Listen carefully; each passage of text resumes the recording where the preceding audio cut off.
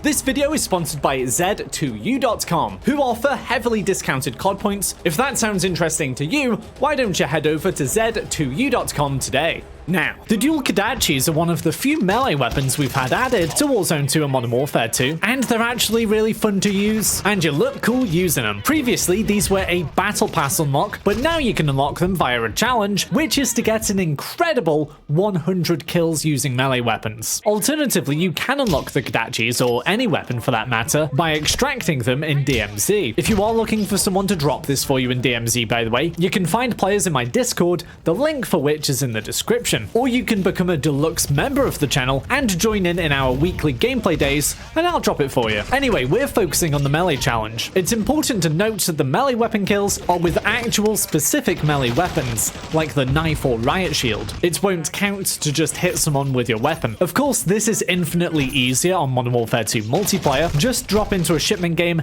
and sprint around like a lunatic. But for Warzone 2 only players, we need to head into Resurgence. Sadly, we don't get to spawn in with our desired weapon, but grabbing 2.5k cash and buying our melee weapon from a shop is no problem. Or we can pool money together for a loadout, or just grab the map loadout drop, since these drop after just a couple of minutes. Once we're ready with our loadout and melee weapon, we want to head into busy areas of the map. On Ashika Island, this can be pretty much everywhere, but more specifically, we want to get into busy, built-up areas where we can take advantage of close-range engagements. So the central castle area is great for this. Once you're there, you want to play a little slower, listen for audio cues, and be in situations where you can essentially be face to face with your enemy before they know you're there. So this might be in corners of rooms or on top of stairwells. On top of that, we want to use our stuns or flashes to close the distance on enemies or just get away from being shot. The loadout I like to use for this is the riot shield as the main weapon with the knife as the secondary. This way, whatever we get kills with will count as a melee kill, and we can protect ourselves with the riot shield in bad situations. Generally though, we want to use our knife for the kills